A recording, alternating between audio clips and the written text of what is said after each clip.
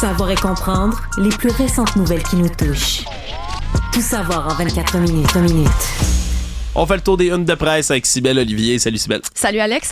Oui, c'est un cocktail météo un peu particulier qui prend la place sur quelques unes ce matin. D'abord, notre journal Maison qui titre « Une tornade à Brossard ». On aurait peut-être dû ajouter un point d'interrogation parce qu'on n'est pas encore certain que c'est bel et bien une tornade qu'il y a eu, mais ça ressemblait vraiment à ça. Donc, ça se pourrait que vous étiez sur la route dans la nuit de mercredi à jeudi ou juste dans la soirée de mercredi soir et vous trouviez qu'il mouillait en pas à peu près, c'était peut-être à cause d'une possible tornade. Ça, c'est des images que vous voyez présentement pour ceux qui sont à l'audio. Vous savez à quoi ça ressemble en des vents violents, les arbres qui plient en deux ou presque, de la pluie. Donc, les gens qui étaient sur la route ont eu une grosse frousse hier. Donc, il y a eu même eu de la grêle qui s'est mêlée à tout ça. Donc, ce qu'on se dit, c'est que dans les Laurentides et sur la rive sud de Montréal, on pense que ce serait donc une potentielle tornade. Environnement Canada doit encore confirmer si c'était le cas ou non. Et là, on a commencé à faire circuler certaines vidéos, dont une qui a été publiée sur la page Facebook de Martin Lucier et sa conjointe Nancy Adam Cassista, qui sont des chasseurs de tempêtes. Martin Lucier qui va nous parler dans un autre épisode un peu plus tard aujourd'hui, jeudi. Mais bon, c'est assez impressionnant. Puis je vais vous montrer une vidéo qui a circulé sur les réseaux sociaux. Ça serait passé à Brossard. On dirait vraiment une tornade. Par contre, les gens observateurs disent attention, pour que ce soit bel et bien une tornade, ça doit le pied de la toupie, en fait, doit toucher terre. Et donc là, on n'est pas certain que ça touche terre. Alors, ce serait peut-être ça qui expliquerait que ce ne serait pas une tornade, mais quand même, c'est super impressionnant. Il y a des gens qui ont manqué d'électricité énormément. 9500 foyers dans les Laurentides. Après ça, il y a comme 25 000 personnes aussi qui ont eu des problèmes, qui ont retrouvé l'électricité. En Montérégie, pas loin de 4000 clients. Donc, ça fait. Puis je me suis informée à savoir, au Québec, est-ce que, tu sais, c'est quoi la plus grosse tornade qu'on a eue ici à la province? C'était le 27 août 1991. C'était une tornade de force F3, donc des vents de 330 km/h qui avaient carrément ravagé Maskinongé. Puis j'avais le goût de te poser une question quiz. Ben oui. L'échelle pour mesurer l'échelle de Richter pour les tremblements de terre, comment s'appelle l'échelle pour les tornades? Mais là, tu as parlé de F, je sais pas, j'allais dire l'échelle F. C'est Fujita. Fujita. Fujita, je savais pas ça. Pour vous donner une idée, ça c'est la plus grosse donc enregistrée au Québec, c'était une F3. Donc on parle des vents entre 250 et 320 km/h. Le plus gros c'est vite, mais le plus gros c'est les F5 qui peuvent être des vents entre 420 et 510 km/h. Puis il y en a déjà eu une au Canada, c'était à Winnipeg en 2007 et c'était donc il y en a pas eu de plus grosse depuis au Canada, une F5. Donc ça fait, alors encore à déterminer si celle-ci va être donc considérée comme une vraie tornade, mais le monde n'a pas trouvé ça drôle hier soir. Avec raison, là, c'est super inquiétant là, comme phénomène météorologique. En même temps, Environnement Canada a vraiment fait son travail là, d'avance depuis hier midi qu'on sait qu'il y a des alertes de tornades là, dans la province. Toutes les régions qui ont été touchées au presque, il y avait eu des alertes de tornades, tout le monde était prévenu qu'il fallait faire attention. Et après ça, on va en rediscuter, comme tu le dis, là, plus tard à l'épisode. On va voir exactement là, qu'est-ce qu'il faut faire quand il y a une tornade. Là, si un jour, c'est un événement malheureux qui vous arrive, là, qu'est-ce qu'il faut faire s'il y a une tornade qui s'en vient sur vous autres? Mais à part ça, je veux dire, on avait averti tout le monde. C'est un phénomène qui va être appelé à se multiplier quand même ici. Il y en a de plus en plus, là, des fameuses tornades ou des débuts de tornades. Mais on n'est pas, on se comprend comme dans le Midwest américain. Pas du tout. C'est un endroit où il y a vraiment des corridors de tornades, des conditions météorologiques précises qui font en sorte qu'il y en a comme tout le temps à l'année longue. Puis des tornades, le F5, comme tu le dis, pour vrai, c'est pas drôle. Là. Un ouragan, c'est gigantesque en termes de superficie, mais c'est jamais les vents de la puissance d'une tornade. Une tornade, ça part en ligne droite, il n'y a rien qui survit. Ça détruit tout ce que ça va toucher. C'est vraiment impressionnant. Comme le fantastique film Tornado. Ah ouais, c'est pas Twister? Twister, je pense, c'est un film classique, le film d'horreur sur les tornades. Ah oui, il y en a eu un récemment, puis un en 96 aussi. Voilà, mais c'est ça, le film Twister. Mais oui, bref, heureusement, pas trop de dégâts, pas non plus de victimes dans ces cas-ci au Québec, mais ça vaut toujours la peine quand même de regarder tout ça. Tout savoir en 24 minutes. On reste un peu dans le même thème parce que ça aussi, on en parle depuis le début de la semaine. Des fois, quand ça se passe un peu plus loin, on en parle un peu moins, mais c'est les feux de forêt qui ravagent Jasper. Donc, on en a parlé énormément l'année dernière de tous ces feux de forêt en Colombie-Britannique, entre autres, mais dans l'Ouest, mais ailleurs, partout dans le monde. Mais là, c'est Jasper qui est présentement, qui est en Alberta, qui est complètement ravagé par les feux. Ça, c'est une image qui a beaucoup circulé sur les réseaux. Donc, c'est un hôtel donc, qui a été complètement la proie des flammes. Je vous rappelle que depuis lundi, la municipalité a été évacuée. C'est 4500 personnes qui ont dû aller trouver résidence ailleurs à cause des feux. Donc là, même, il y a des pompiers forestiers dans les dernières nouvelles qui ont dû être même évacués de la zone de combat des feux à cause de l'intensité des feux et la détérioration de la qualité de l'air. Et là, ce qu'on apprend aujourd'hui, c'est que Justin Trudeau a précisé qu'il allait envoyer des forces armées pour aller aider ces pompiers-là, pour aller mobiliser les ressources nécessaires. Donc, il a publié hier soir sur X en disant que, donc voilà, il allait avoir un soutien à l'évacuation et que toutes les ressources nécessaires seraient déployées pour aller aider ces pauvres habitants-là qui sont la proie des flammes, qui peut-être va laisser d'énormes impacts dans cette petite ville-là de Jasper. Alors, cocktail météo assez puissant pour les informations cette semaine, Alexandre. Oui, absolument. Les feux de forêt, ça, c'est... Tu sais, les tornades, c'est inhabituel au Canada, au Québec encore plus.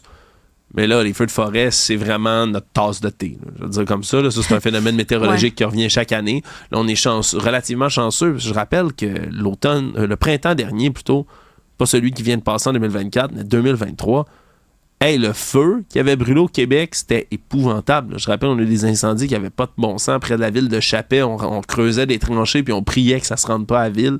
Puis je parle de celle-là, puis plusieurs autres municipalités au Québec. Ouais. Là, on est comme chanceux, on est relativement épargnés, ce qui fait en sorte même qu'on va pouvoir envoyer des pompiers de la Sopfeu, j'imagine, aider dans l'ouest du pays. Mais c'est ça aussi, là, ça se modernise chaque année, nos moyens, nos capacités à lutter contre le feu. Mais on doit envoyer des forces armées. Puis c'est quelque chose, moi, qui m'avait marqué plutôt cette saison, pour ceux qui veulent aller réécouter cette entrevue avec Justin Massy. On a tapé le nom de l'émission d'Alexandre Moranville-Ouellette et Justin Massy, si vous voulez aller réécouter. On parlait ensemble du financement des forces armées canadiennes, du budget qu'on met à la défense ici au pays. Puis une des suggestions, il nous expliquait M. Massy, c'est-à-dire, oui, il faut renforcer le budget qu'on donne, mais le Canada, en tant que tel, dans nos effectifs, il nous manque de soldats. On n'en a pas assez. Il dit, moi, je pense qu'on devrait avoir des réservistes, ou du moins qu'on devrait faire, pas un service militaire pour tous, mais une formation d'urgence qui serait enseignée à tous les Canadiens et Canadiennes en âge. Là. Fait que c'est comme une espèce de service militaire, si tu veux, parce que c'est beaucoup plus court. Tu t'en vas pas apprendre à manier les armes, mais tu t'en vas apprendre à toutes sortes de talents pour survivre, pour être capable de faire face à une crise, pour être capable de gérer une inondation, un feu de forêt, un ci, un ça, pour qu'il y ait des gens qui puissent être mobilisés comme des réservistes, pas pour aller se battre avec un fusil sur un front de guerre. Mais être capable de faire quelque chose. Voilà, être capable de venir prêter main forte aux forces armées, puis prêter main forte aux autorités quand il y a comme ça des catastrophes puis des tragédies. Puis c'est ce qu'on fait constamment. Je veux dire, les forces armées canadiennes, là, c'est bien plus rare qu'ils sont déployés sur un front militaire que sur une situation d'urgence. On les a envoyés jusqu'à dans un CHSLD pendant la pandémie, je veux juste qu'on le rappelle. C'est vrai.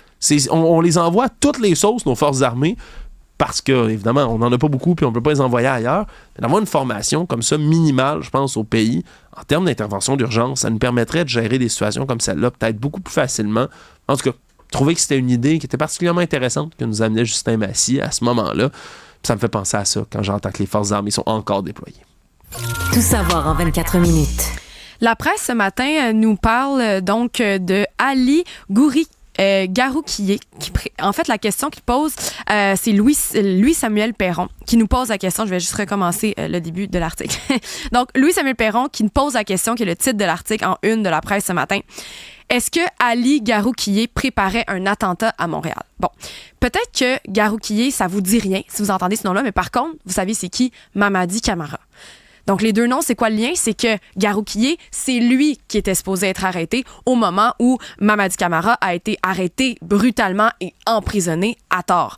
Donc, on le cherchait, Monsieur Garoukié, à ce moment-là, parce que donc il avait fait une tentative d'attentat auprès d'un policier dans le quartier Parc Extension en 2021, quand il avait 24 ans. Il était parti en cavale et là, finalement, ils l'ont arrêté.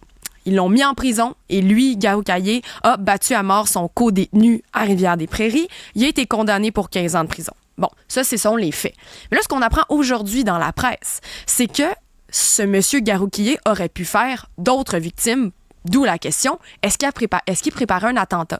Parce que là, dans les dernières nouvelles et ce sur quoi la presse a mis la main, c'est un calepin qui a été retrouvé donc chez ce meurtrier-là qui cachait des instructions pour créer une bombe. Donc, une bombe artisanale. Donc, on voit plusieurs pages de ce cahier-là qui sont bien sûr masquées pour ne pas révéler des informations importantes, mais ce serait comme un livre de recettes de bombes qui a été retrouvé chez lui. On n'est pas certain que ce soit lui qui l'a écrit lui-même. On pense plutôt que c'est quelqu'un qui lui a fourni ce carnet-là. Est-ce que ce sont quelqu'un ou des personnes ou une seule personne? Et donc, on se dit, ça pourrait être très dangereux que ce soit en circulation et il aurait pu aller plus loin parce que tous les éléments clés étaient là. Et la recette de cet explosif-là en particulier, puis probablement que tu en as déjà entendu parler, puis ça va vous sonner des cloches aussi, ça s'appelle Mother of Satan, la mère de Satan. C'est le fameux cocktail qui est utilisé malheureusement dans beaucoup trop de situations. Ça avait été utilisé donc aux Jeux olympiques, ça avait été utilisé à Paris, donc aux attentats de Paris en 2015, aux attentats de Bruxelles en 2016 aussi.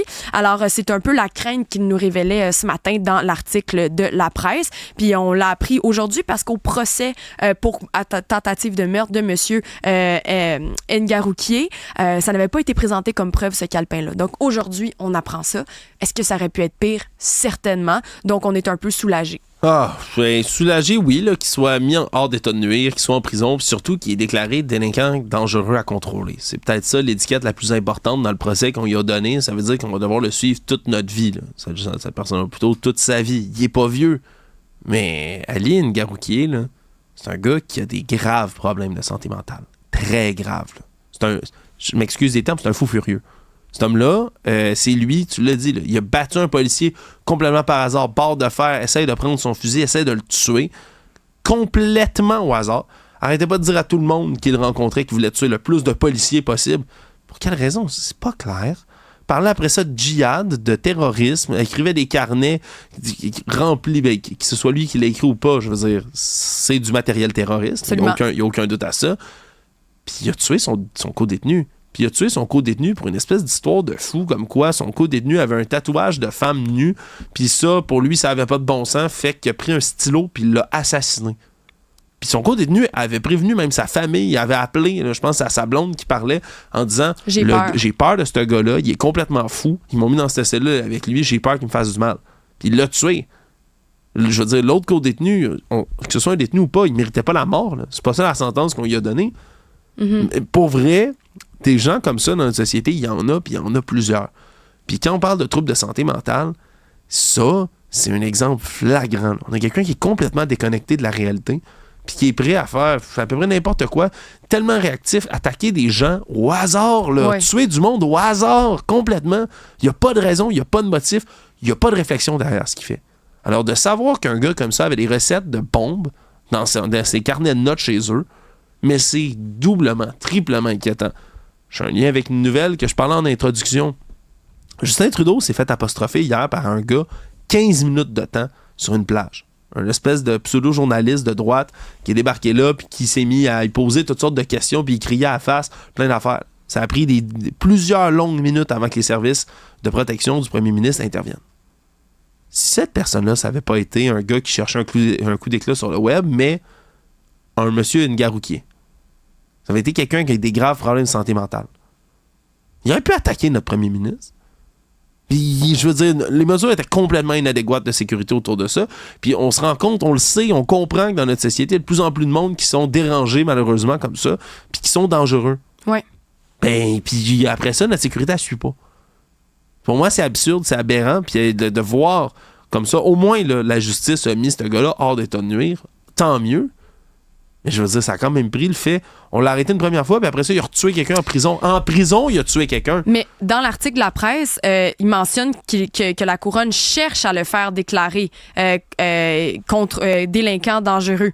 Donc, Ah, est-ce que ça va? encore, C'est ouais. pas fait encore. Puis ils sont en train d'évaluer son état psychiatrique. Donc j'espère que ça va pouvoir tourner en cette faveur, ou du moins que l'étiquette qu'on va lui donner va être la plus haute possible pour le mettre hors d'état de nuire. Mais ils sont encore en train de décider à ce moment-ci. Donc à suivre à ce niveau-là. Mais comme tu le dis, c'est super inquiétant. Puis que Justin Trudeau, il n'ait pas agi aussi rapidement comme ça, surtout dans un climat où une semaine et demie avant, mais il y a une tentative d'assassinat sur l'ex-président américain.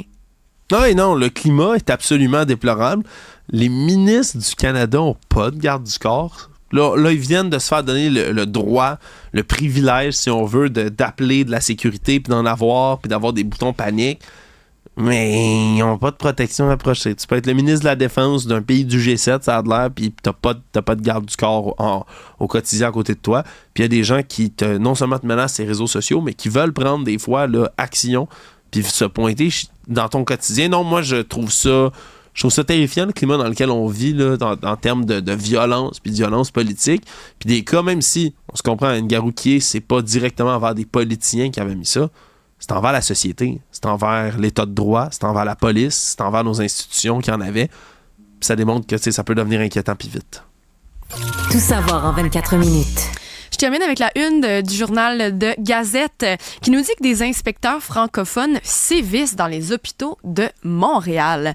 Donc, en fait, c'est que ce seraient des inspecteurs de l'OQLF, donc de l'Office québécois de la langue française, qui feraient des visites dans les différents hôpitaux de Montréal. Et ces visites-là suscitent la colère de certains membres du personnel hospitalier parce qu'on vient leur imposer d'avoir un travail en français et de changer un petit peu leur façon de faire. Et surtout, la direction de ces établissements-là demanderait à son personnel de se tenir les fesses serrées lorsque l'OQLF arrive. Donc, oui, c'est ça. Il y avait une inspection qui allait avoir lieu, donc qui était supposée avoir lieu mercredi à l'hôpital, puis en prévision à l'hôpital Santa Cabrini. Puis en prévision de cette visite-là, les dirigeants de l'établissement ont émis une note qui disait au personnel de d'abord s'adresser à tous les patients en français. Ça n'a pas fait l'affaire de plusieurs du personnel à l'interne parce que, entre autres, l'hôpital Santa Cabrini, beaucoup de leurs résidents sont des Italiens. Des patients sont des Italiens qui parlent anglais. Donc, ça leur semble moins logique d'aborder ces patients-là en français tout d'abord. Et là, on parle d'un personnel médical qui est irrité de ces visites-là, de ces notes-là du personnel, donc des patrons. Puis je vous donne un exemple de ce qui est cité dans ce que les patrons leur disaient. Les signalisations, toute signalisation doit être en français. L'italien est accepté, mais on doit faire la langue dans les deux. Ouais. La langue de travail doit être le français en tout temps. C'est ce que la loi dit. Les usagers doivent être abordés en français d'abord. Et après ça, on peut toujours leur parler dans une autre langue si jamais ils ne parlent pas français. Donc, finalement, l'OQLF va appliquer la loi dans les établissements gouvernementaux du Québec. Et il y a des gens pour qui ça ne fait pas l'affaire en anglais à Montréal. Et donc, la porte-parole de l'OQLF a dit que c'était tout à fait selon la charte de la langue française et selon la loi 96 qui vont faire appliquer ces règlements-là. Mais les sources citées dans l'article du Gazette ce matin, de la Gazette, disent que c'est irritant pour le personnel ces visites-là. Wow! Quelle surprise! On applique les lois pour lesquelles on vote démocratiquement au Québec. Oh! Oh! Oh! Quel état de choc! Quelle surprise! Wow! Hey, je suis en bas de ma chaise, Cybèle. Wow! Hey, on applique nos lois. Quel culot! Quelle audace de notre État d'aller appliquer les lois pour lesquelles on a voté. Pour vrai, cette nouvelle-là me décourage et me fait tordre de rire. Mais attends, on va faire un exemple ensemble. Ouais. On va faire un exemple ensemble, Cybèle, OK? Je vais t'aborder en français, puis tu fais juste me répondre « Hi » en anglais, OK? Bonjour, madame. Hi. Oh, I didn't realize you were English. So, welcome to Santa Cabrini. How can I help you today? Thank you, sir. Qu'est-ce qu'on vient de faire? Je t'ai abordé en français. Tu m'as répondu en anglais. Fait qu'après ça, je suis allé en anglais. Hey, bonjour, hi. OK, c'est beau. On vient de passer en anglais. Mais il faut dire bonjour en premier aux gens qui rentrent chez nous. Comme si la langue française, c'était notre... Oh non, c'est vrai, t'as raison. C'est la seule langue officielle du Québec. C'est vrai. Non, je t'ai abordé en français. Non, au lieu d'en anglais automatiquement ou en italien. Je m'excuse, mais n'importe qui pourrait débarquer à l'hôpital Santa Cabrini, être une langue francophone, puis tu l'abordes en français en premier. C'est notre nation, ça parle français, c'est notre langue officielle, point, barre, à la ligne. Puis en plus, ils disent même pas, mais vous ne pouvez pas parler en anglais ni en italien. Puis je te le jure, c'est ça que le monde écrive sur le web. Là. Ils sont là, on nous empêche de parler d'autres langues, la dictature francophone. Farmez vos gueules. Je vais être pas fin là, en ce moment, là, mais ces gens-là qui viennent dire c'est tellement irritant, c'est tellement stupide, c'est tellement niaiseux. Ben voyons donc, vous avez pas une autre plainte à faire sur le système de santé québécois que celle-là? Est-ce que vous me niaisez? Faites juste dire bonjour en premier, on vous répond en anglais ou en italien, vous passez à l'anglais ou à l'italien. Mais quelle tragédie internationale! Les affiches doivent être en français d'abord. Il peut y avoir aussi l'italien, l'anglais, mais en français d'abord. Quoi? Dans une province francophone, dans un État qui a comme langue officielle le français, on demande aux affiches pour les gens qui viennent, les citoyens de cette nation francophone, on leur demande d'être en français. Mais quel scandale! C'est quoi ces niaiseries-là? Pourquoi même c'est une nouvelle dans la Gazette? Ah, excuse, c'est un journal anglophone, là, je comprends que c'est ça. Ils ont décidé de brasser de la chenoute avec ça, là. Mais sérieux, les affiches doivent être en français, puis le personnel, les anglophones sont pas contents de devoir dire bonjour en premier. Est-ce qu'on me niaise? Dans quel pays c'est même un débat sur la planète? Dans quel pays c'est un débat que quelqu'un se fasse aborder dans sa langue principale? Dans la langue officielle de la nation? Là, on va faire un article de journal pour dire que les Tumusiens sont vraiment pas contents, sont pas de bonne humeur de devoir dire bonjour avant de dire hi ou Attends, je veux juste rajouter de l'huile sur le feu.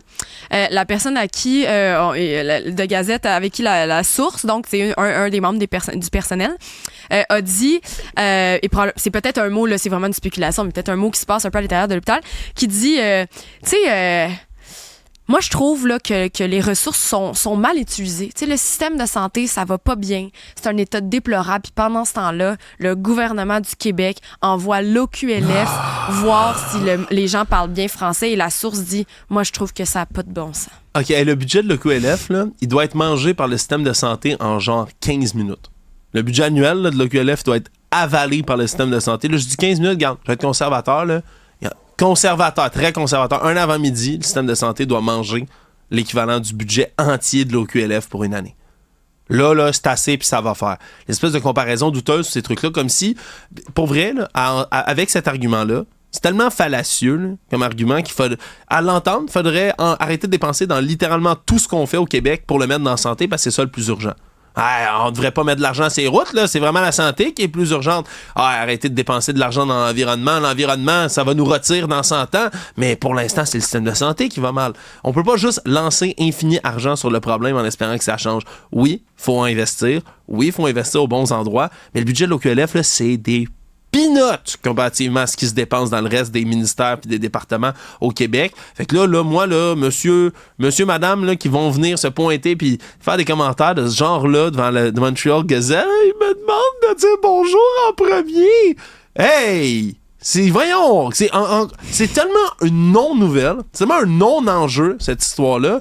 Pour vrai, ils ont rien. Mon problème, c'est vraiment l'OQLF. Faudrait vraiment dépenser plus dans le système de santé. Dénonce ce qui se passe dans ton hôpital, dénonce les autres pratiques qui n'ont pas de bon sens dans le système de santé. Si pour vrai, t'es un journaliste devant toi, là, puis ta première plainte, c'est de dire faut que je dise bonjour. Les affiches sont en français au lieu d'être en italien au Québec. Quoi? En plus, il mentionne, la Gazette est allée chercher quelques données, puis ils disent que l'expansion de l'OQLF dans le secteur de la santé, en fait, serait peut-être pas justifiée parce qu'ils ont eux-mêmes déterminé que de 2007 à 2022, je parle de l'OQLF, que l'usage du français dans les espaces publics était resté stable. Et dans cette même étude-là, ils disent que l'anglais dans le secteur de la santé a même diminué de 9,2% en 2016. Et ça s'est abaissé à 8,2% en 2022. Donc, l'usage de l'anglais, ce n'est que 8%. Alors, la Gazette utilise cette statistique-là pour dire ils s'en font pour rien. L'anglais n'est pas prédominant. Ils débarquent à Santa Cabrini puis tout le monde est en maudit parce qu'ils viennent faire une inspection. Ils le font pas pour rien. C'est très clairement, s'ils se pointent là puis tout le monde est dérangé par leur présence, ben c'est parce qu'ils font leur travail. Oh, mais quelle surprise! Les gens étaient pas contents. Ils doivent dire bonjour en premier, ils le faisaient pas. Justement, c'est exactement la raison pour laquelle l'OQLF existe puis leurs inspecteurs existent. Mais ça parle pas beaucoup anglais dans le système de la santé. Ben, sauf ici, si ça parlait juste anglais, mais ils sont venus, les tannants! Comment ça se fait qu'ils sont venus nous faire exactement leur travail pour lequel on les paye par rapport à une loi qu'on a votée démocratiquement dans un État francophone? C'est une non-nouvelle. Il n'y a pas de nouvelle, là. La seule nouvelle, c'est que je t'en maudis en ce moment d'entendre des niaiseries comme ça. Dites bonjour. Passe à l'anglais puis à l'italien après. Mettez le français en premier dans une affiche. Si ça, là, pour vrai, ça fait lever le poil ses bras du monde, qu'est-ce que vous faites au Québec? J'ai une vraie question. Allez dans un autre pays, puis allez vous plaindre de la langue locale. Faites ça. Faites un voyage, un beau voyage. Faites le tour du monde. Allez dans tous les États, puis allez vous plaindre à chaque fois qu'on vous aborde dans la langue locale. Dites, mais je voudrais que ce soit en anglais en premier, moi je suis anglophone. Faites ça. Allez faire ça en Italie, en Finlande, en Russie. Allez faire ça. Allez vous amuser. On va regarder qu'est-ce que ça donne. Pour vrai, j'ai mon voyage, c'est une non-nouvelle, cette histoire-là. Ça prouve, cette niaiserie-là, cette connerie de nouvelle prouve en soi pourquoi le QLF existe. C'est vraiment, le cercle se complète dans une seule nouvelle. C'est le QLF vient nous déranger, mais en fait, ils font exactement leur job parce qu'on parle en anglais. C'est beau. Arrête le Kodak, là, Jean-François, j'en ai assez, je suis trop fâché. Merci, Sylvain. Merci.